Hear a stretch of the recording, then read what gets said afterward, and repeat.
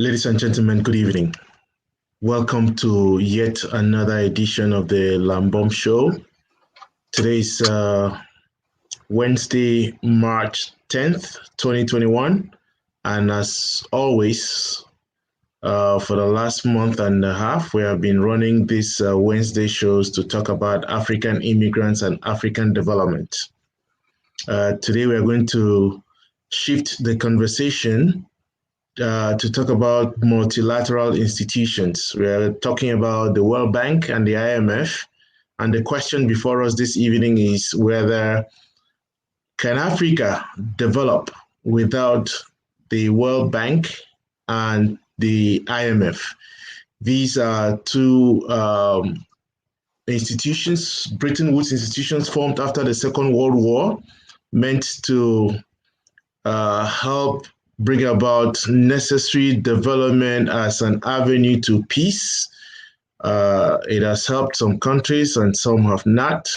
And Africa is very much dependent on aid, what is called aid, from these institutions.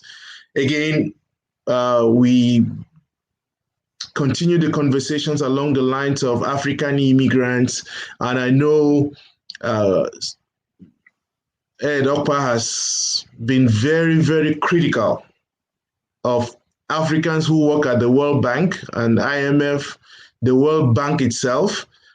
And today I want us to, explore what is it that is motivating this. As usual, as always, this is going to be a very provocative discussion. And I'd like to start off by inviting those who are watching. If you're on my Facebook, you can also sign up on our YouTube channel. There are a couple of things that I would like to talk about at the end of the show, but let's kick off. So, you have never worked at the World Bank. You have not done anything about international development. What is your beef with the World Bank and IMF with respect to development of Africa? Well, I don't have anything against anybody or any institution. I basically believe that, Africa can pull itself out of a situation, but if the whole effort is to look to these institutions that were in existence. If you look at when those institutions were formed, maybe for Ethiopia, if that is just to make them feel better, no other African country was independent. So you joined in a club that you were not part of the charter that set it up. And when you joined, you never questioned anything. You just were happy to be a member. And so the World Bank, some people created it as an opportunity for whatever it is they wanted to do. But since 1948, it has been in existence. 1948 to 9 is how old? Is that It's 70 something years. So we have more than half a century of records to look back to and say, okay, what has these institutions done for Africa? If you go to the World Bank, majority of the poor countries are in Africa, apart from a few that is put in certain index. They have the very low and low income nations, but all of those things is because of the 1980s when the program called SAP, Structural Adjustment Program, when the World Bank and IMF and all these other institutions, prevailed on naive African countries to devalue their currency, and they did. And since then, they haven't recovered. 1996, then head of state of Nigeria, Babangida, out of his own fear of being sanctioned again by the world powers, agreed to devalue the naira. In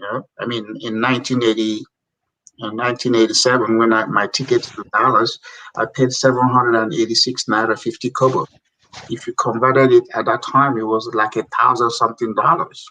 Today, 700 naira can buy you a bottle of beer in Nigeria. So how has that helped Africa?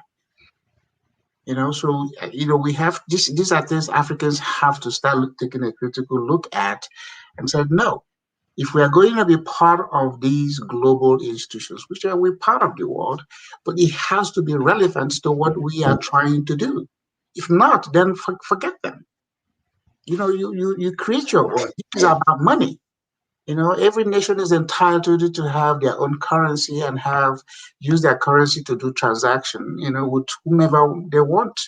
But if you're going to allow your currency to be overly and excessively devalued, then you become their doormat, and everybody steps on you. And when they look at your per capita, because that's the measure, when they look at the per capita income, they say, "Oh, you are poor." And with that comes all kinds of sympathies and sentiment. Nobody takes you serious because money talks. So if somebody's going to invest in your country and they say, "Oh, the per capita over there is $1,000," automatically, psychologically, they're going to feel, okay, you can't pay for it, and you're at high risk. I mean, we live in America. When you go to borrow money, you get better interest rate if you have good credit and if you have good financial report. But if so, the same thing transfers to countries when their own credit rating is bad. And Africa has resources. I mean, a third of the world raw materials that are shipped all over the world, they say, comes from Africa. How come with all of that you are still a largely poor continent? And we have people who have gone to school. So Africans work at the World Bank, but the Africans that work at the World Bank, they don't control anything. They're just desk officers. They're happy to have the title of World Bank and get paid. But what policies are they pushing? To say, hey, but then the World Bank is not specifically for Africa. Africa just happens to be a majority of countries that that still depend on the World Bank, because the World Bank, I think they do lending to about 100 countries in the world. So if you have Africa, 54 African countries, that means more than half of the world's people that go into World Bank come from one continent. The other ones are very tiny countries. When you go to World Bank and look at all it's like, is there a country called that? So, Nigeria is 200 million people. Nigeria is like 70% of American population. Ethiopia is 80 something. What is their name? DRC is. And these are huge economy, population wise. Lambert, let's do a simple math. If everybody in Cameroon is drinking beer, what's the population of Cameroon? Is it not 30 million? Well, yes, between 26 to 30 now. Okay, let's even call it 30 million. Everybody in Sweden is about 11 million people. So if everybody in Cameroon is spending $1 a day just to chew gum, and everybody in Sweden is spending $1 a day to chew gum. So why should the economy of Sweden be bigger than that of Cameroon? Is it not about people? Yeah. Is it not about the consumption? And if you can capture that consumption in some sort of tax structure, and then you put it back in the economy. So why should okay, look at England. Yeah, so UK is about what, 55 million people? Mm-hmm. And the economy of UK is bigger than that of Nigeria by how many? So what is it that Africans are missing? Is my question. What are we missing that we let all these things happen to us and we just keep quiet? So Africa can emerge. The total loan that World Bank had to make last year, 2020, was at $74 billion. So if you look at all the countries, assuming they just said, okay, we're going to commit all our lending capacity to every member nation, that qualifies for our loan. That means there's no country is going to get $1 billion from World Bank. And then the same World Bank is saying Africa needs about 93 billion in order for them to address the infrastructure needs as they are growing. So you can never get out of the hole if you are depending on these institutions. I mean, we live in America. How many times have you heard World Bank lending money to America? Is America not borrowing? Yeah, but to your point, which is a good point that I never even thought of, the entry point, isn't it? The African countries came in the 60s, the 70s. That's like 20 years after the World Bank the institutions were built. I mean, we are chartered. Right. So again, I think bottom line is if the ball is back to our court. What is it about African countries? What is it about our societies that's making us to be reliant so much on this foreign aid?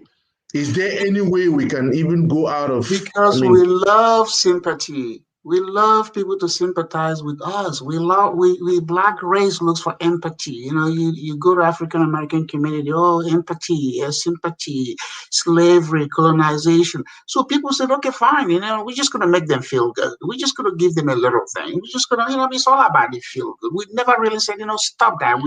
We recognize slavery happened. We recognize colonization happened, but you're not gonna do it again today. You're not. And we are not going to let you devalue our money.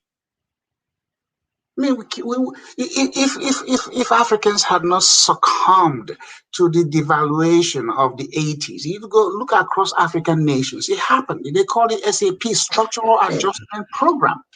It sapped the energy out of Africa. Because Lambert, let me tell you, if every nation or the world were to trade in one currency, okay? Mm-hmm. Go ask anybody who said they are PhD holder, said, let's do this. We're in a global village. Isn't that what they say? Global village? Yeah. Okay. Let everybody trade in one currency. No devaluation. What do you think will happen to the Western economy? It will collapse. Because by devaluing currencies, what they have done is, invariably enabled migration. So the doctor in Cameroon, in Nigeria, in anywhere say, oh, man, because it's hard for a doctor in Cameroon to earn $100,000. Yeah, that's true.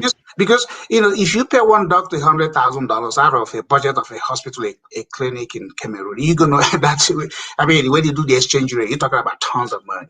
Yeah. So these countries, the African countries, have become feeder for these Western economies. So the doctor want to leave, the engineer want to leave, the well-educated want to go, and who do you have left behind? Other people who know what they are doing or don't know what they are doing, and so but you need skill set to do the economy. So if the world were to trade in one currency, immigration will reduce to barely like 3-4%, because you will only have to go, because you want to go, not because you have to go to survive. And so that's what this is all about. America, UK, the strong economies, they say, boom, because now you come in with your skill, and with your skill you can run the economy. The skill is what is needed. So if you can run your power plant, if you can do the surgery, you can build the roads, who's going to build it? Yeah, but the problem we have is that we are already walking into a situation where the standards have already been set, isn't it? So how do you walk yourself around the structures? You don't join a club that the rules were already written, and then you just come in and fit in. If you join the club, challenge the rules. Say this is no longer okay. Look at UN. 200 countries in the UN. 7 nations have a Security Council rights. They can veto They can veto what the rest of the people are doing, and you're still a member. Huh? Yeah. I mean, yeah, there are 7 nations. They said the Security Council. So if we can make all the noise you want, and they just get up and say, nope, America vetoes you, or France, whomever are the 7 members, I veto you. You're done. And you kept quiet, and you maintain. Africa has the single largest number of UN membership, 54 countries. So what is it? A third or a quarter of population of Africa make up the UN. And then the ones every year, they go to New York and get on the General Assembly, and they show up and show that, we went to it. It's just a ceremony and nothing coming out of it. What you got to do is say, no, we want every continent to have, what is it called? It's member of a Security Council. Or we're going to be out of this. We are out of it because, we can take care of ourselves. And we don't want to be member of an organization where our own interests become secondary or pushed aside. No, it's a competition. But if you're not willing to compete mentally or with policies, you become just a follower and a rubber stamp. So the same thing that the World Bank is doing. I mean, how many times has the president of the World Bank testified in U.S. Senate or Congress about American economy? Is America not part of the world? But anytime something's going on in Nigeria, you see somebody say, "Oh, how many times have you read a report that said the Cameroonian Institute of Economics said this is what we need?" You don't hear that. It's always what the World Bank says, or what the UNDP says, or what the World Health Organization says. Where our own skill set? Is it not the same statistical information they have that they put in a glossy report that we can put the same thing? But we're not doing it. So it's always what World Bank says. When Ngozi Okonjo-Iweala was, finance minister, Nigeria, she went to Nigerian National Assembly. You know what she told them? Oh, IMF said we need 1 point something billion in Nigerian foreign. I mean, some kind of number. And I was like, that is a stupid thing to say. So you couldn't say, based on Nigerian economics and finance people, this is what we need. She had to say, oh, IMF says. How many times America is a deficit country? England is a deficit country. So why don't they have a foreign reserve? Why do you have to have Africans have foreign reserve in order for them to be credible? Because we have subscribed and ran up, bought into the thing they want us to sign off for, and then it's fine. So in order for you to be credible, let's see, what is your foreign reserve? What's your foreign reserve? Just like when a black person wants to borrow money in America, they say, well, oh, your credit is bad. Do you have CD? This is the same game, but we have refused to look at the core and say, no, we're not going to do it anymore. When we were colonized, when Africa was colonized, the pound in Nigeria was the same value with the pound in England. Every Commonwealth member nation, the pound was the same value. Was it not? It was. The same thing, for those who were a member of the French, whatever, it was the same currency. But as soon as we started becoming independent, they said, we're going to punish you. And that punishment came with devaluation. Because we think you are weakened. You can't perform. You can't. Anytime anybody looks into your record, they say, you are punished. And the attitude of supporting is, let's go help them out. They're not investing. They're just helping you. And you can emerge by just being helped. You need investment and you need partnership, but those partnership and investments to come, your numbers have to justify it. You have to be able to attract it. And then the Africans are, failing in their own duty by not, coming up with policies to strengthen the way they govern themselves. Well, if you go to any African country and say, okay, let's see the policy in the past 10 years that the National Assembly has put forth to strengthen their local currency or seek regional trade agreement, because you have 54 African different currencies. Is it not every currency in Africa is, every country has a different currency? Is it not the situation? Many African countries cannot borrow from each other. It's not like, Cameroon is so strong in Central Africa, so let's go to borrow from Cameroon. Because when you're paying back Cameroon, you're creating wealth. So every African country that wants to borrow is looking outside. And that means you are enriching other people while you are devaluing your own person. Because no African currency is strong enough to be a borrowing capital for another African country. So you have to change that, and the way you change it is either you go into what is it called, one currency, which will be harder to do, or you do it by region. You say the West African currencies we have one, Central Africa we have one, East Africa we have one, just like Europe did. Back in 1999, a lot of the European countries, their currencies were all over the place. Until Euro came in and became this currency that they're all trading with. And, England said, okay, we want to get out of it because, the pound is always like, it's an old glory currency, so everybody else, got into Euro, and that boosted the economy. And that boosted the ability to move around country to country. So for Africa, copy the same thing. Copy the same thing. You don't need AU. Let West African region, 15 countries come together and have one currency. But the problem with that, Lambert? No. You got more French-speaking African countries in the West than, English-speaking. Yeah, that's so true. By the time you are trying to get together, France is calling you and saying, you don't want to do that. And if you do it, since we have so much on you, the head of state, we're going to make it harder for you. And they all back off. So somebody sitting in Paris, remote controlling you in your own country, and you're afraid because you have so much compromise yourself, you can't even stand up to them.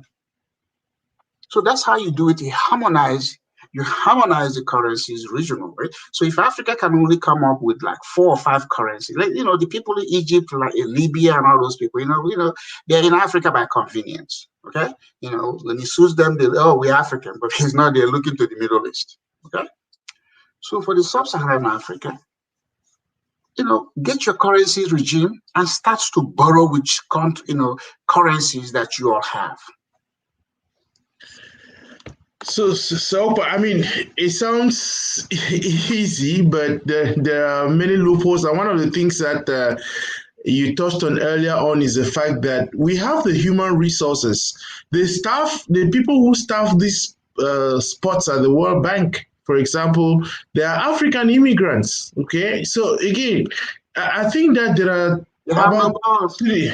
Well, I mean, I hesitate to say that they have no powers. I mean, somehow. They're done. They're done. They are happy just walking there. I know so many of them. They are just happy walking at the World Bank. This is glorious. It's a glorious institution with a glorious title. Okay, if I go to Nigeria with my business card, my name, and some assistant, whatever they are called in the World Bank, shows up, people are going to be paying attention to the person at the World Bank, even though they don't know anything about production, even though they don't have anything about anything. But for the fact they have World Bank, everybody's jumping up and down. They figured a way to deal with us mentally, Lambert. They figured a way. They're messing with our minds psychologically, and Africans are falling for it. You go look at it. It can be more significant than the president of the World Bank. And the president of the World Bank is an exclusive right of the U.S. president to appoint. So they're not going to appoint an African. When Ngozi was doing all of that, she knew she ain't going to go in nowhere. Okay? She just wanted to say, I'm qualified because you have a PhD, which everybody else has. But the point is, why even depending on them? Why don't you just say the International Bank for Africa, headquartered somewhere, and you build around the currency to help you do what you want to do? If the 54 African countries start to trade with themselves, why do you need all these other world things to come in and try to dictate to you?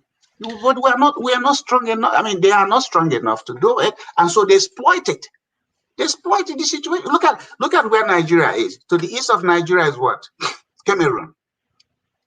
West of Nigeria, two French-speaking African countries, and then the north is another French-speaking African country. Okay, and then you go to Ghana, the same thing. Ivory Coast to the west, north. These people knew what they were doing, so they made it harder. And then the Africans have fallen to this colonial land map. Or map they left from when they scrambled for Africa.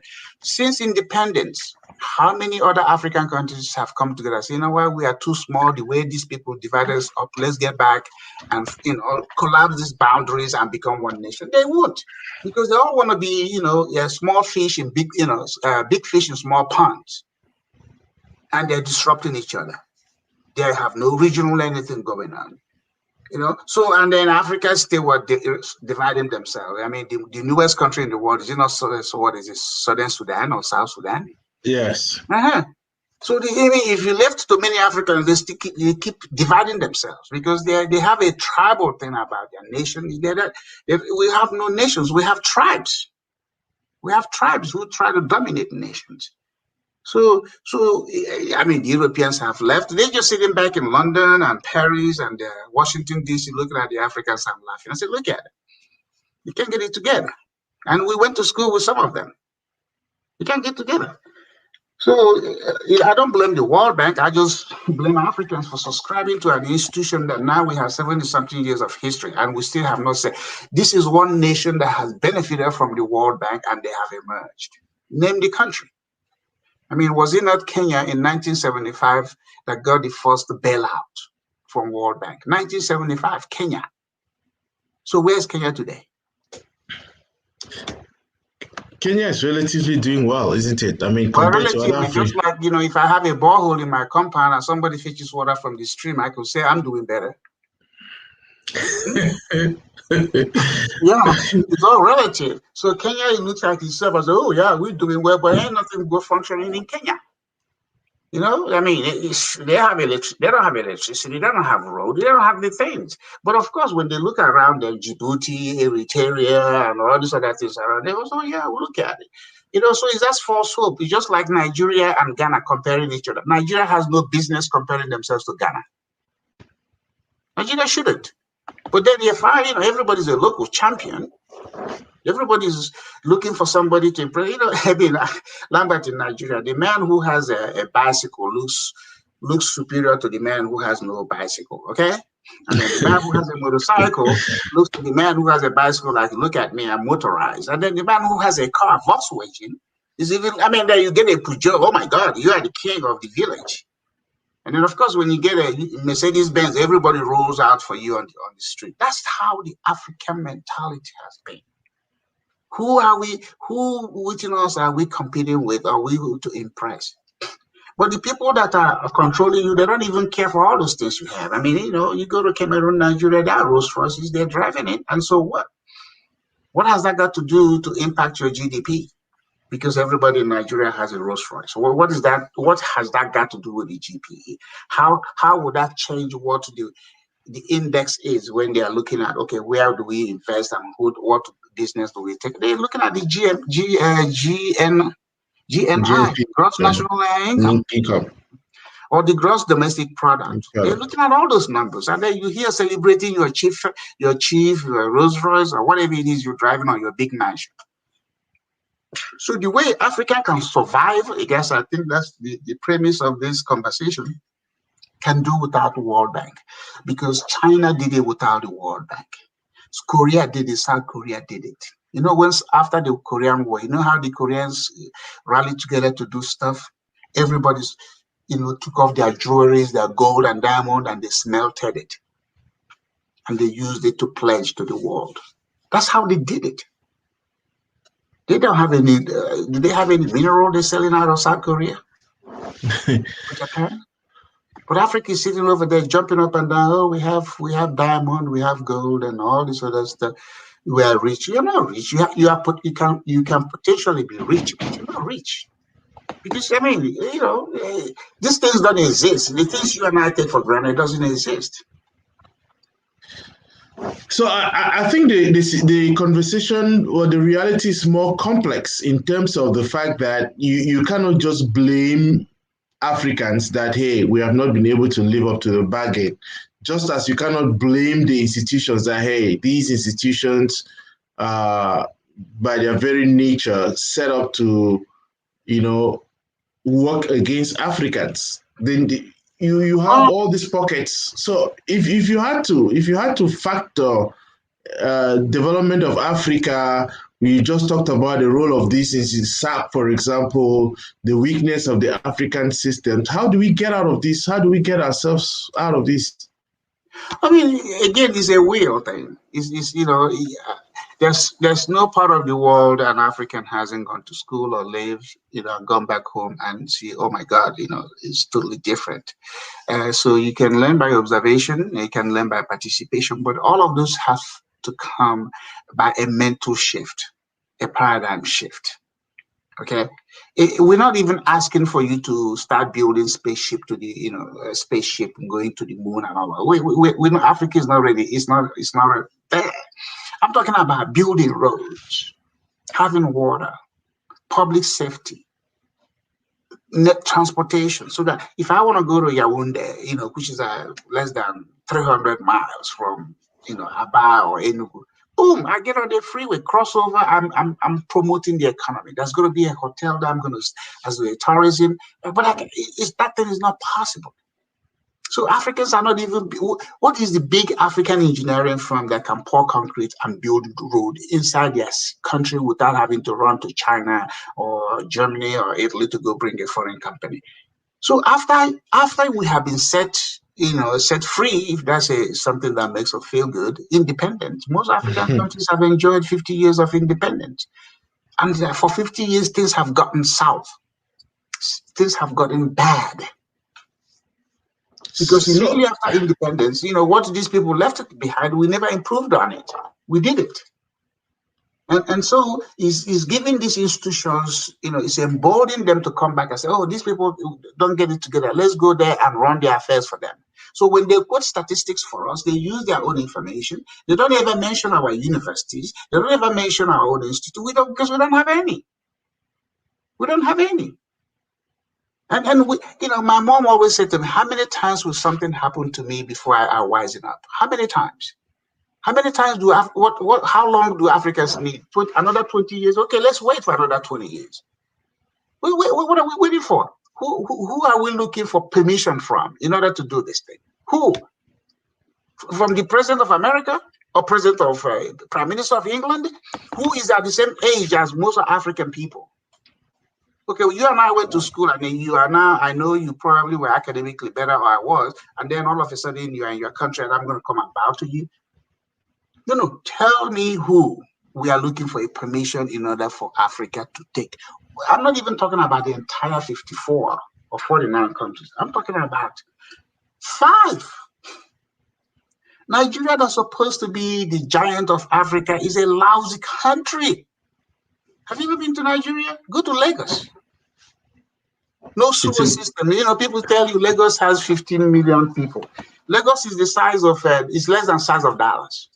You know how many square miles Lagos is? 1,200 square miles. That's as big as the entire Lagos state is. Now, when you start talking about the city of Lagos itself, it's even smaller. Okay? So, and it has no sewer system. No, it has no sewer system, Lambert. It has no subway. It has no infrastructure. And you say you have these 15 million people there? Huh? So maybe the people are very comfortable with that, but again, like I said, remember you talking about being successful. You can look at yourself. Hey, I have a well, I have a borehole, and somebody's fishing from the stream. You're already up there. So that's the thing. It's a culture and a country of low expectations. That's what it is. Little thing impresses us. Just like, again, you lived in America. You go to black neighborhood in America. What do you see? I mean, I can excuse the African Americans because they have to deal with, white people and other ethnic group, competing and, having all that impact on them. But for Africa, who are you competing with? You are competing with your tribe. And within this tribe, everybody look alike. It's a self-hate. It's a self-hate. It has nothing to do with anything. You give, the $93 billion, what is their name? World Bank said that, Africa needs, let's say for somehow, because we scream God's name and Jesus, and all of a sudden, boom, that money is over there. Do you think this is going to be better? It's not going to be, because we have not mentally changed our perception about collective good for the common good. It starts with the money.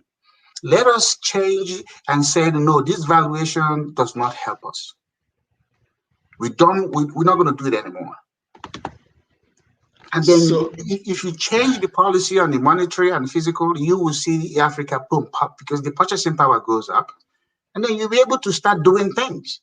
But if you're always looking for a loan, you know how the loan thing works. Any money you borrow from outside, you got to pay it back. Is it not?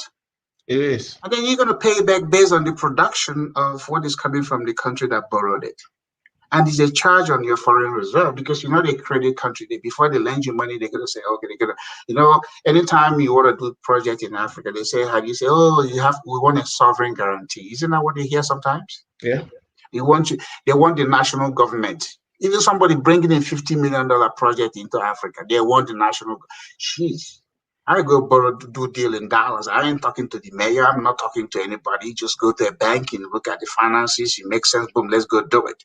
But 50 million, which is no money. It's a lot of money too, but it's no money in the scheme of things. Oh, just get this sovereign guarantee before we even talk to you. And then Africans are scrambling, running around. When you could have gone to the national bank of that country or the one next door, and they lend you the money. When you pay him back within your region, and everybody's doing well. It's going to change that, and it's not hard to do. You just have to be bold and have the will. And oftentimes the disappointing thing is that the black race don't have the will, because we're still running around and blaming colonization as well as slavery. And the world said, okay, fine, let's treat them. We don't know when they're going to be ready. So every time we approach them for empathy and we approach them with sympathy. Yeah, so I mean, again, what is wrong with having seen how the example set by other countries, the path they have taken, the United States has developed itself, and then you want to follow the example? So if they did a structural adjustment program that helped build their economy, and they are suggesting the same thing to us, what is wrong with us taking America that? never did any structural adjustment. What do Well, they they had adjust? the, they What had they a adjust? they had a Marshall Plan, isn't it? No. Marshall Plan was to go rebuild Europe after they had war. Correct. But it So wasn't a that structural adjustment. Nobody ever came back and said, America devalue your currency. Nobody. I mean, look, in 1978 was when Nixon came back and said, hey, you know what? We're not gonna subscribe to this bullion stuff, because at the time, if the currency of your country was based on how much gold you have. Was it not? And yeah. then Nixon came up and said, no, we're not going to do this anymore. In 1972, America said no. And that policy of his, he didn't have to consult with the World Bank or the IMF. He said, we're not doing it. If we borrow from you, we're going to pay you, and we're going to pay you in the dollar. And boom, like I said, by 1970,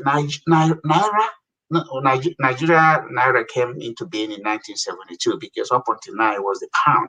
But 1972, when Naira was introduced, up until 1985, 15 years of Naira being in existence, it was stronger than the dollar. Much stronger. In fact, when Nigeria's civil war ended in 1970, Nigeria attracted more corporate giant relocation to Nigeria than any other country in the world. There were Toyota plant before Mercedes-Benz built a plant in America. They built one in Nigeria, in Enugu, the city I was born in. The one in America happened in the 90s or 2000. Toyota came in. Dassault. Nigeria had the largest corporate telephone contract that was awarded to ITT, International Telephone and Telegraph, that attracted Ericsson, what is this other Swedish one? Siemens. They were all in Nigeria, laying a cable for telephone, and boom. Nigeria did first tax 77, and then, it was going on. I mean, when I finished college in 1983, 84, I didn't want to come here. I said, okay, fine, let me go to America for 5 years. And then here I am, 34 years. That brain something is gone. I mean, I can send money to my folks, but the skill to run the economy is not there. So it's not Africa has had it, but we just couldn't sustain it. Instead, the more money we made, we become so, because I remember one time, one Nigerian head of state, Gowon, I'm sure you have heard his name. He went to England and told them, I said, the problem of Nigeria is not money. And the white people were like, oh, really? Okay, fine. Then now it's money for Nigeria. They squandered the opportunity. They couldn't sustain it. They couldn't build industries around it. Instead, the tribes started fighting each other, and the companies, started moving back. It's like, no, they abandoned Nigeria. They abandoned Nigeria. And it will be hard for Nigeria to regain, what it was doing between 1970 and 1985. It will be almost impossible, except there's a drastic change in the way they do things. It will never happen. Give every Nigerian $1 million with a PhD so they can feel good about, being called a doctor chief. That economy are not going to move, because the fundamentals are not in place, and they haven't mentally shifted. What they're going to do is, go back and start doing more shopping and remembering somebody who died 30 years ago to go do some ceremony about that. You're not going to do anything. I'm not saying this to put down, but it's a fact. Because in order for you to build an economy, it's not an easy thing, especially when everybody don't want you to succeed so that they can sell you something so that you can remain poor. So Nigeria, I mean, we have been using the example of Nigeria. There are different pockets of things across the continent, isn't it? There are different areas that we can look at. I mean, look at the area of telecommunications and see how the the giant from South Africa, what they have done across the continent, Who? and What is your name? You're talking about MTN. MTN? Yes. Okay, let me tell you about MTN. What is the capitalized value of the MTN? I have no clue. Okay, go look at it. Because you have all this stuff, and I'll tell you about telecommunication. It's not about selling hello. I mean, cell phone can get you to. It's about the data process. When you get a calling card and call Cameroon, okay, you get a $5 calling card. How many minutes do you get? 5 minutes will give me about $5 to give me about 20, 30 minutes. Okay, so do you know how much is that per minute? Let me read you off the rate. Okay. Yeah. Ivory Coast is 35 cents per minute. Sierra Leone 38 cents. Senegal 20. Guinea 39. Liberia 33. Ghana 24. Nigeria 9 cents. You see, a lot of you have MTN. By now, this rate should be. I mean, you and I can call Mexico and Canada on the same trunk line. For African countries, now this is just to make a phone call. Try to download data. Try to get on the World Wide Web. You see, most Africans are not able to log in because they don't have the bandwidth or the broadband or the data to even do it. So you can do long distance learning. You can do what you and I, for instance, do with ease over here. So telecommunication, yeah, we are selling hello. We are sending money through whatever means we are sending. But with the things computer do, heavy computing, data processing, being able to, do long distance learning and all these other things that computer does, telemedicine, you can do it with, this kind of rate. So by the time you are 5 minutes, $5 or whatever call, you done. So MTN is not an example of anything successful because where is it quoted? Have you ever tried to buy shares? What is their shares? What's the share price of MTN on any stock exchange? It's a bunch of white people, Jewish people who went to South Africa and they said, okay, let's use South Africa to grab the rest of Africa. And that's what MTN is doing. MTN came from AT&T of South Africa. They changed the name. But, it's not Africans that are on top of all those things. And Nigeria has had telecommunication and telephone for many, many years, just like they've had power plant. But is it MTN listed on Cameroon stock? Does even Cameroon have a stock exchange? Whoa. Nigeria has a stock exchange. There are only 328 companies listed on the Nigerian stock exchange. And, this is something that started in 1961 or 62. And the capital value of all that company is about $56 billion. Let's talk numbers. So if Nigeria, I use Nigeria, I was born there, but it's a big giant. But I'm just saying, if the big giant is lousy, you can imagine what the smaller ones are doing. So those are the things. But these are opportunities. The challenges are opportunities, Lambert. But Correct. Those things, you have to approach it with policies. You cannot approach it with having presidents who's there forever or ministers who are interested in just not doing anything, or National Assembly. How many times has group of Cameroonian engineers, Ghanaian engineers, Nigerian engineers ever introduced a legislation to their National Assembly and said, this is what we're going to do? You see all those things that China is doing? If the engineer said, you know what, boom, we don't want those sort of contracts. Give us the contract, we go recruit the talents to do it. But they wouldn't do it. Instead, when the Chinese come in, the Africans are running behind to see if they can get contract from them. So the Council of Engineers of Nigeria has never introduced any legislation to Nigerian government on how they can do it. The bankers have never, the lawyers have never, the real estate people have never. These are the critical industry, the doctors in Cameroon. They can do anything they want. Does anybody regulate them? If you die in the hospital, they say, well, you are lucky something else didn't happen to you. Because nobody looks at this the way they practice medicine. So there's no regulation. The regulations are weak. And the professionals run after foreigners. If for instance, the Nigerian Council of Engineers said no, any road that will be built in this country will be built by Nigerian engineers or Nigerian companies, we can supplement with foreign something. And if the president awards the contract, we say, we're not, China, don't show up here. That's how you begin to effect a change. But if they come in and they talk to your minister and they bribe them, or they leave some money on the table and they go and build you a shoddy project and you accept it, the fault is you. The joke is on you, not on the president or the minister. But they don't have the will to challenge those things. I mean, look at China. You know, if China was to be a country in Africa, Lambert, on per capita level, where would China be?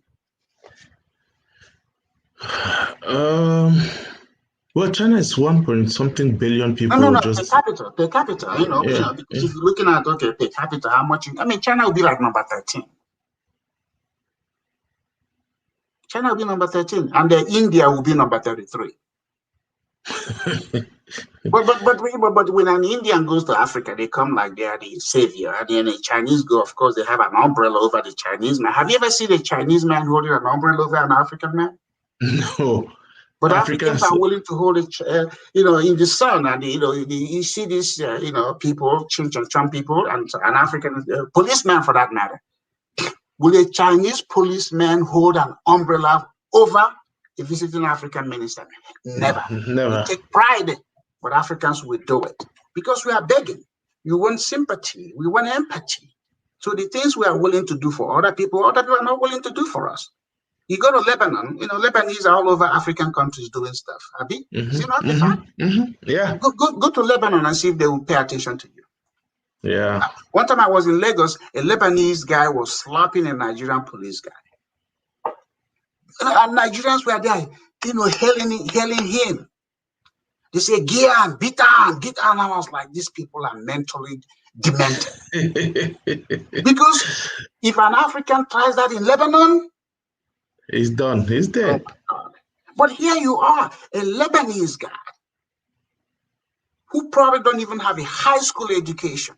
Is there beating up on your police guy and you are cheering. I don't care how you hate Nigerian police. For the fact that he's abusing a symbol of authority in Nigeria, you guys should deal with him. But you can't, because he will bribe you guys and beat up your own people. You think those things don't matter? Africans are weak people. Forget all these things they do, beat their chest. They are weak. When they see somebody whose skin is lighter, they think that is Jesus. Because remember, they put in all these, before they used to put Jesus something on. Have you ever seen a black Jesus? Was it not a white guy with long hair? And they put it in church. No. This is psychological. Psychological. They have dealt with us. They have seriously dealt with us. The chains are gone. Everything is gone, but our mentality, we are still chained. And that is why they are able to come in there and do what they do, and everybody keeps quiet. So how do we start that process of emancipation? I know it starts internal. It starts to start from home. Your kids, your family, because the strength of every country comes from the families. Before somebody becomes your president or your everything, it's somebody's brother, somebody's sister. If we're not having that conversation at home, let the kids challenge their parents. I mean, how many African men your age have a relationship with their father? Or even sit down with their father and say, hey, Dad, how are we making this money? How is business? Instead, we celebrate. The father is a minister. They're bringing home. They're using government money to, do everything. We're happy. We never said, Dad, what's the business? How's this money coming? So we enjoy the money. We don't want to know the source of the money. So we start there to ask the question, to hold ourselves accountable. So when you become an authority because of your title, you already know how to give accounts to people. But Africans don't give accounts. They don't. Can you go and ask the president of an African country, okay, how much are you paying yourself for being president? You'll be in jail. So let's start internally, and let us also know if if you want to invest in Africa, every African country should have a minimum. If you're not coming in here with $1 billion worth of investment and you're going to leave it in the country for 10 years, don't come. Because what they do, they come in, you promise them all this tax benefit, and they take it. Once they take it, boom, they're out of there. You want to invest? Come on and invest. That money will be there, and we will charge you the same interest rate or slightly better, because we have to create an incentive than the country you are coming from. I mean, in America, we borrow money at what, 3-4%? But they go to Africa, they want to make 20%, and we say it's okay. No, you come over there, we can allow you to make 7%. We can understand that, or 2 points over what you could have made it in your country. So that's why you're going to go in and have a weighted, average index of what returns. But then over there, they come in and making 30%, and you said it's okay. No. I mean, because of where we are, maybe there's a sense of desperation. You are caught between, should I have a loaf is better than...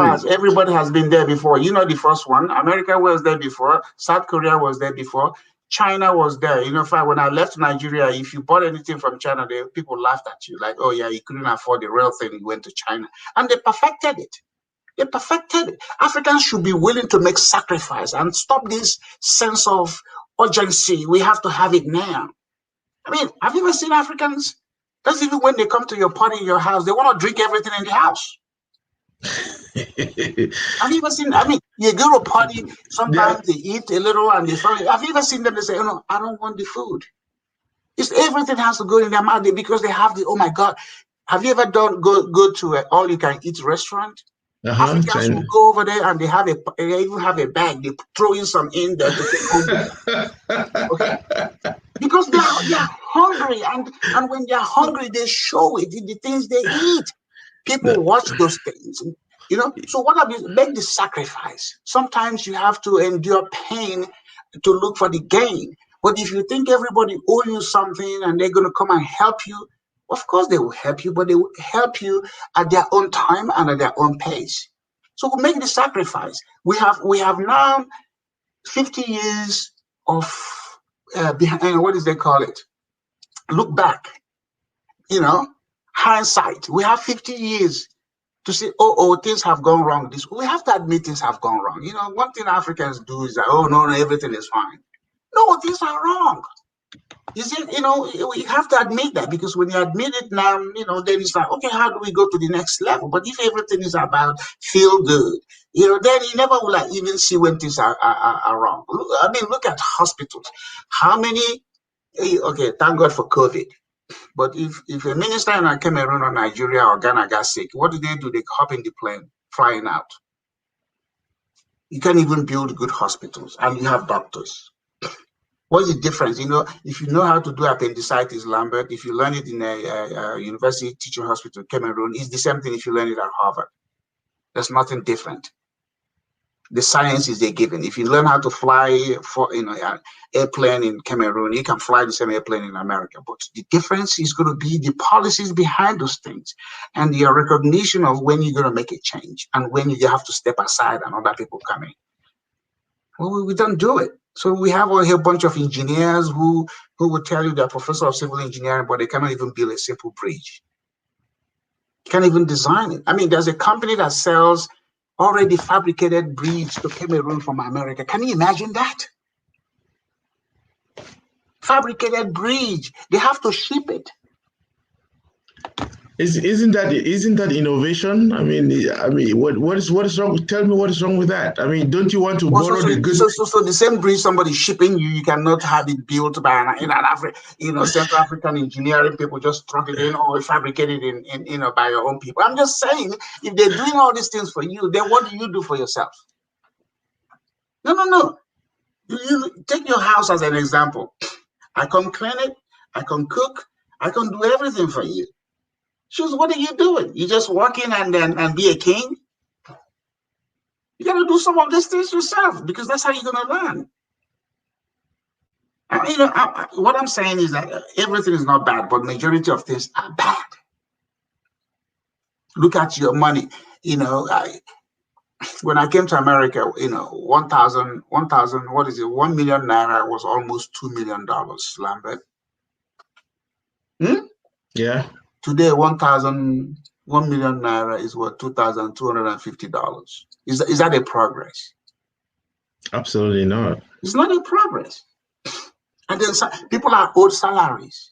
Pensioners, I mean, because of the devaluation of currency. So if you retired in, 10 years ago and they said your salary was going to be 10,000 naira, which at the time was almost $1,200. Today, they pay you the same 10,000 naira. What are you getting? What are you getting? You're down to $200. So the pensioners are suffering because the currency has no stability. So this is not magic. We are not talking in abstract. This is real, and we have failed to address it because we are fear of somebody in China or somebody in overseas who's going to say you can't do it, and we keep quiet. I mean, African leaders are the only group of country leaders that somebody could say, come to Russia, and all of them hop in the plane and fly to Russia. How many times have you invited European leaders to come to Africa? But you could have all of African leaders in China or Washington, D.C., and they're happy to show up. Really? No. So again, I don't think that there are quick fixes to this. And again, our topic But for we today have to start to think about it. We have to admit that we have failed ourselves. Look at African American consumption is 1 point something trillion. And that is including us Black folks, Africans that are here, okay, because we don't have a separate account. So the Black American, consumption is 1 point something trillion. It's bigger than all the consumptions that go on in Africa. So if we're able to establish a connection with these people and sell them some of the things that they buy, they need. I mean, the Black people in America, that will impact Africa. So who has the Marshall Plan for Africa? Nobody. Because we're still in a very tertiary level of thinking. It's about the tribe, okay. I'm Igbo. If I lived in Lagos all my life, I can never be governor of Lagos State. Never. But I come to America or you come to Dallas. 6 months I live here, I'm ready to run for mayor. I mean, look at these are things that Africans don't even think about. You come to America, you could run and go into become governor, you can become senator, you can be president because you're not born here. But in your own country of birth, because they say, oh, you're from this tribe, you cannot do it, and we think it's okay. We're not having the discussions. So if that tribe is only producing goats, let them become president because it's they're entitled to it. But you that is from that country by birth, you can't even do it because you are from the wrong tribe. No. But I mean, you're talking about, let's use that particular example where you're talking about tribalism. In America, there's some form of it, isn't it? The Jews who want to help all the Jews in order to cultivate and build up that, and I'm sure they do it efficiently. I'm saying that if a Jew want to run for office, nobody's going to say don't run because you're not the thing. I'm just saying I can live in Lagos or Kaduna all my life because that's where my parents settled and I was born there, but I can never be governor of Kaduna State because I'm Igbo. They say if you're going to be that, go back to your own state. Africans have this state of origin crap they do.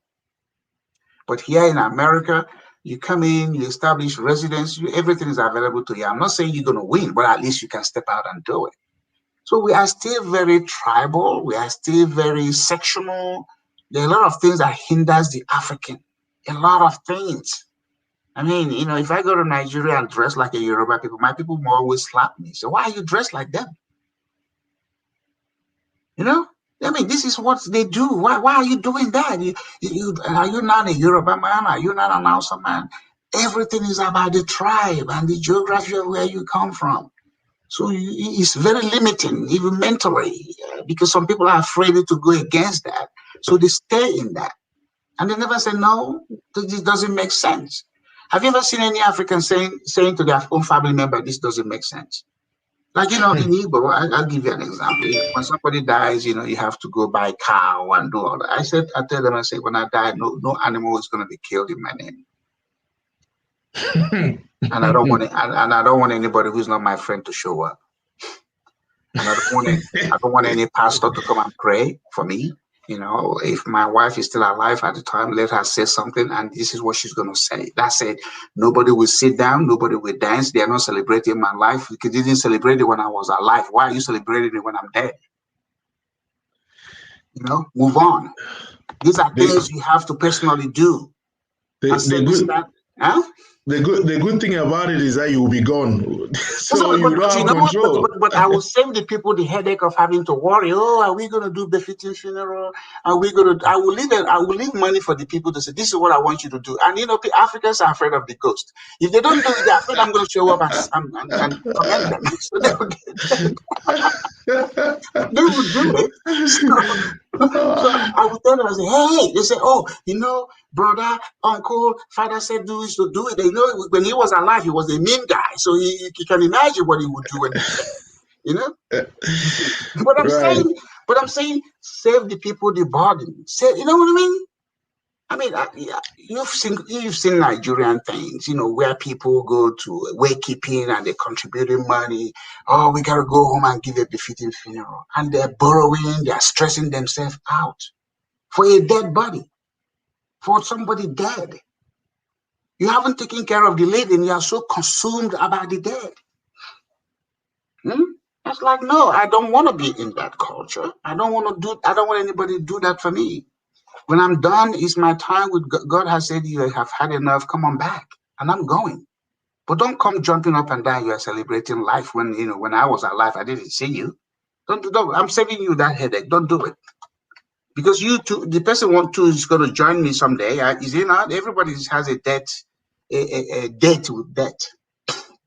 So what is this about running around and spending money? You know, again, it goes back to certain things we need to do in order to release resources to do the things that give us the common good for greater good. That's it. I mean, it's not like we don't have money. We have money to spend on ourselves, but we don't have money to invest in companies. So the World Bank and the IMF back to this stuff, you know, they are there to do what they're supposed to do. But you are the one to say you can't do it anymore. I'm sorry, I can't do it. This does not work for me. And then you say, you know, if you say it, guess what they're gonna say? Okay, well, how do we work with you? Because they're afraid, they're getting something. They're getting something out of you. So you're the lifeline. So you said, no.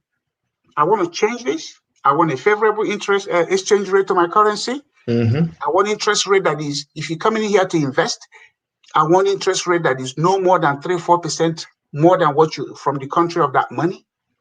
Okay. Yeah. So no, because the pass through thing is on making everything expensive for the African. So if you borrow money to go build an apartment block in Cameroon and you're charging 20%, you're gonna pass it back to the people to pay the rent. So we set that standard and we said, no, don't do it anymore. This is not 1948. It's not 1950. This is 2021. Ask the person that is coming from the World Bank, where did you go to school? They say Harvard. They say, hold on. You call somebody else who went to Harvard. I say, you all talk about it now. Come on. If they're going to impress you with a Yale and, try to intimidate you. You say, hold on. I can find me somebody.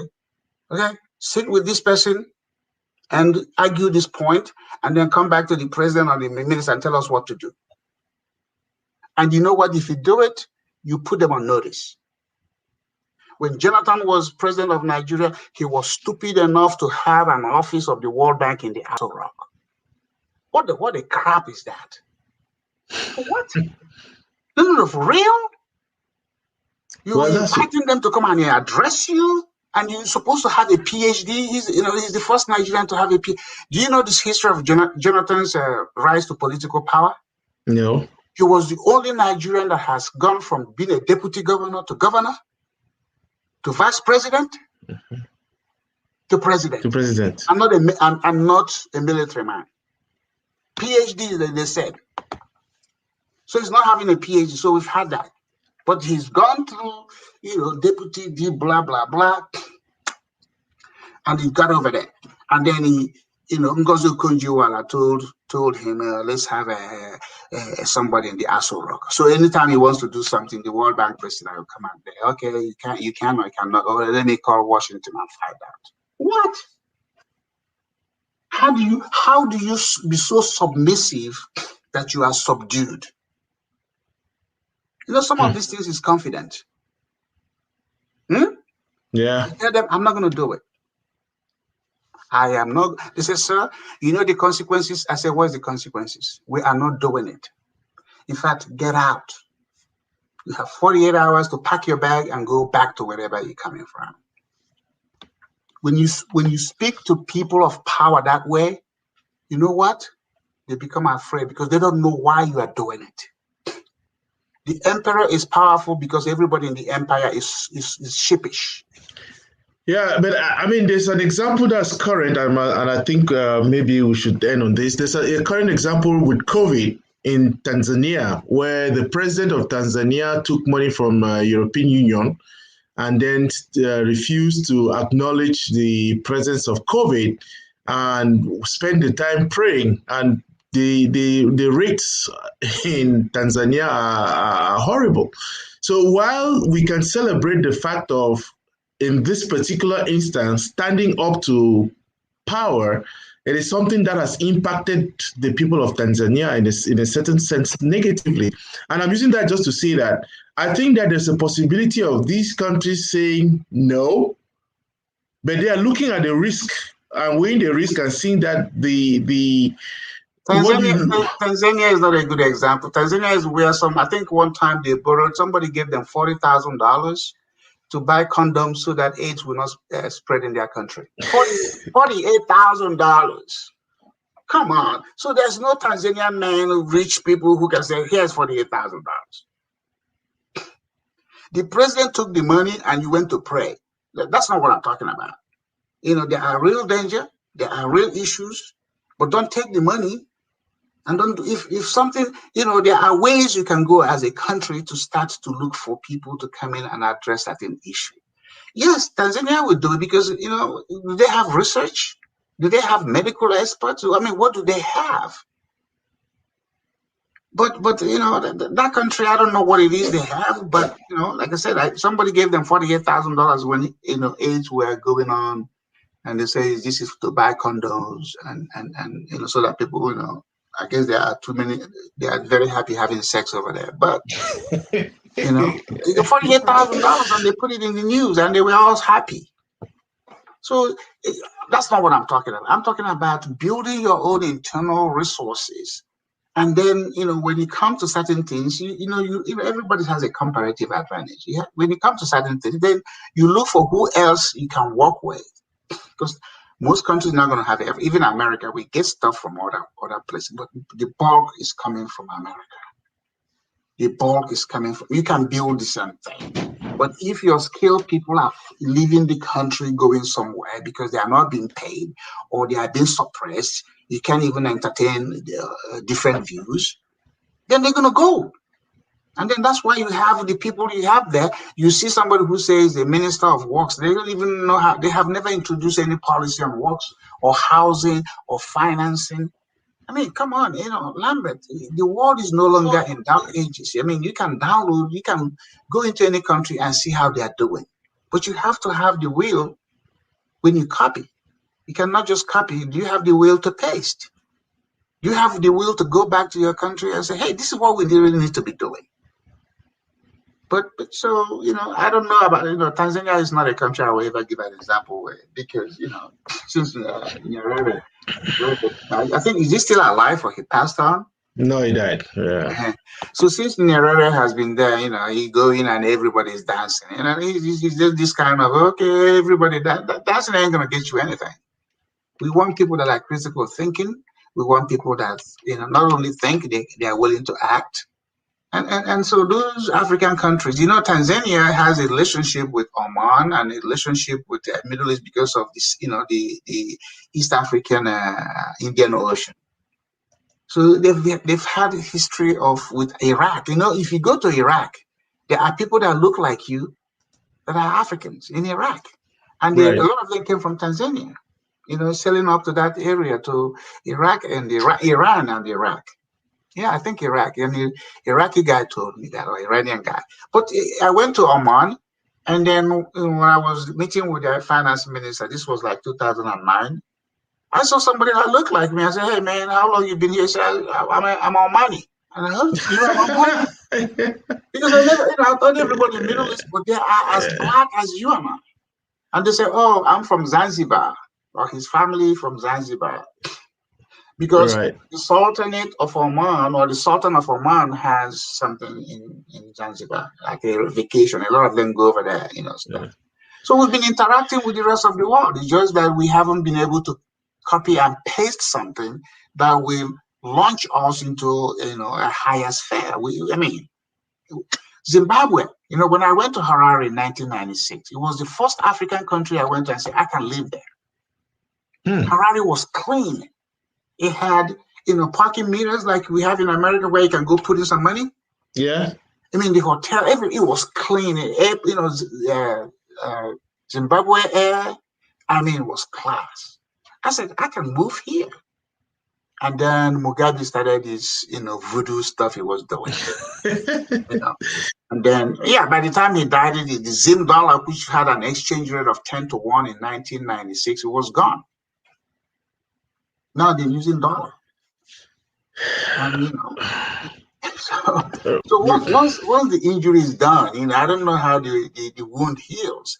But the new generation should move away from thinking it's internet or Facebook, or because they came up with an app to send money. Please come up with an app on how to get water supply. Come up with an app to build roads. Okay? Those hardcore infrastructure cannot be built with app. You don't wake up one day and app will pave the road for you, Lambert, will it? No. You don't get up one day and app will bring you electricity without wire. You don't wake up one day and app is going to be cutting you if somebody has, what is it called, appendicitis. So all this feel-good technology Africans are jumping up and down, you have forgotten the core, which means road. You have to pour the concrete, you have to pave the road, you have to maintain it.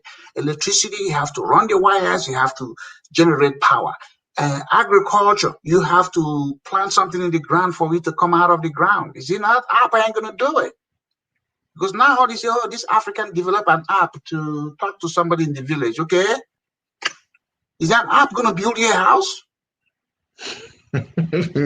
Let's go for the core things. App ain't going to do that. So we're all getting excited over here, but over here is just nothing. I need to be able to drive from Senegal on a Trans-African highway, east-west, and end up in Mombasa. Freely. And I'm passing through countries, like it could be one passport, or just, you get the checkpoint, boom, okay, boom, you go. If you need paying $5 for every checkpoint, it's a ton of money. It's tourism. But if I want to go to Cameroon, I have to fly from Nigeria to Paris, to London, and catch one coming back. Right. Yeah. That's the good. I mean, I've experienced it. When I went to Brazzaville in 1995, an Ugandan housing minister was flying back to Kampala. He flew with me on Air France to Paris from Brazzaville, and then flew back into Africa. But if you look, the line from Brazzaville to Kampala is like going from Dallas to Atlanta. But this is what we, and then we look at it and said, why are we doing that? It's an opportunity. But, can we have the airlines like we had it before or during independence. We had Air Afrique, but they've all gone out of business. Yeah. So, look, the World Bank is relevant, but it gets to where we get away. It's like a child sucking on the mom's breast. We should get away from that breast. We say, you know what, thank you for what you've fed me so far. I'm out. I'm out, except you're going to do it the way that I can see benefit. Immediate, not long term, because we've been borrowing for how many years now? I'm out. Keep your money to yourself. I'm going to make my Naira work for me. I'm going to pay my engineers in Naira to do this stuff. But if you keep running, look at the black neighborhood. When you see conditions in black neighborhood, can you mentally transform yourself to an African neighborhood? Is it not sort of the same thing? Yeah. We are here in America blaming white people. Then in Africa, they are blaming not only Europeans, now the Chinese. When are we going to stop? These people didn't force themselves into Africa. China didn't force itself into Africa. He did it. He did it through, hey, here's some sugar, taste some more. When Africa built the AU Union, African Union, it was the Chinese. $126 million budget. Lambert, China built it for them. 54 African countries, if they had tasked themselves with the so-called rich people, we could have built it with our own engineers, with our own architects, with our own everything, and said, China, no. Instead, oh my God, when I see Africans behave like Igbos, anytime somebody do, they're going to go to Thanksgiving. Oh, God has blessed us. Huh? But it's an opportunity to exploit you. And so since then, China has been doing what? Exploiting Africa. For $126 million that one minister in some country can take and go build a house in Paris. And you couldn't do it and give your own local engineers and the construction company the opportunity to build so they can put it on their resume. You had China build it for you. I mean, I have met Chinese. I've always told them, I say, none of you can intimidate me. I don't care how, even their chairman, if I meet him, he ain't going to do nothing.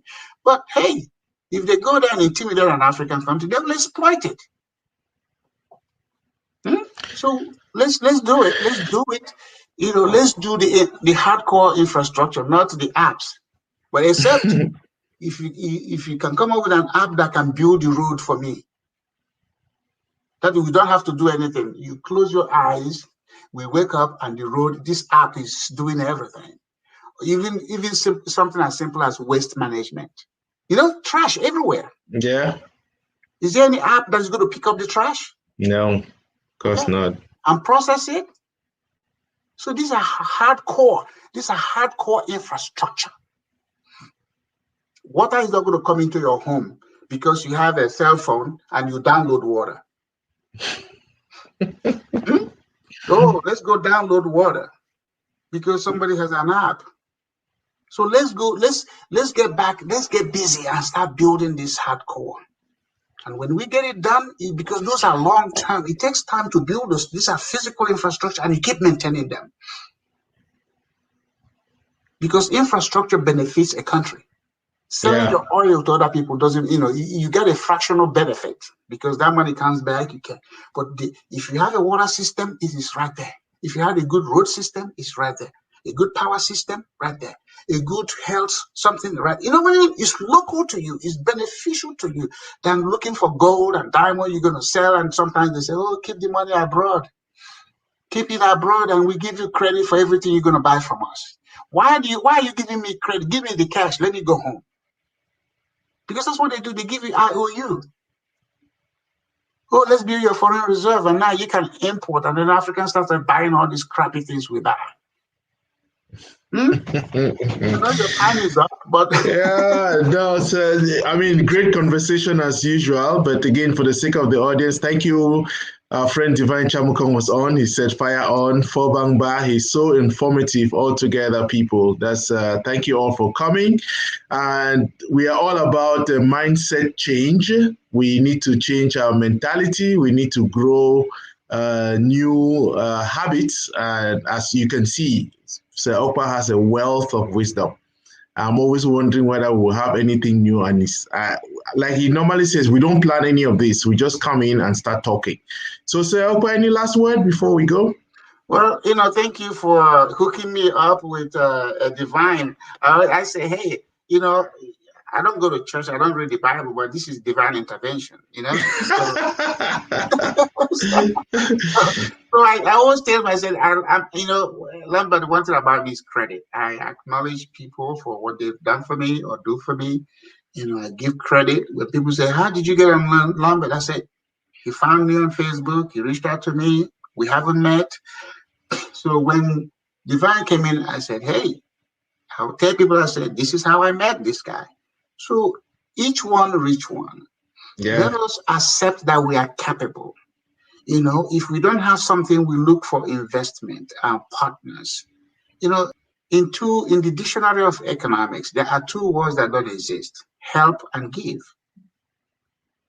In place of help and give is investment and partnership. When people partner with you, there's an expectation of reward and recognition of talent and skill. And when he invests with you, they say, oh yeah, you're gonna pay me back, you're gonna make that money grow. But when people just say, help me, it's like you're helping an elderly or you're helping a child. Well, why are you helping an adult? So, hey, you do something, I'll pay for you. I'll pay for it. Or you want to run a shop, I'll put money in the shop. But I'm not going to help you to get a shop. No, I mean, even my family members, I said, no, you know what? Yeah, I can give you $1 for us to have a beer. Anything more than that, you better tell me I'm invested so that if you make money, I make money. If you're not going to make money, I'm not going to give you anything. We have to learn to invest in each other and partner with each other because that's what economics talks about. All these things they say, oh, let's go help Africans. I get offended by that. Why are you helping Africans? Why are you helping Black people? Invest with Black people. Partner with Black people. Or Black people say, don't help me, don't give me. I mean, you give to homeless person, you don't have no expectation. You feel good. Oh, man, God bless you. But when you're investing with somebody, you don't say, God bless you. You're going to say, look, this is the return you're going to expect. So let us change the mind about investing and partnering and recognizing talent in each other and say, hey, Lambert, hey, man, you can do this. I don't have time to do it. How can I invest in your show? How can I invest in your business?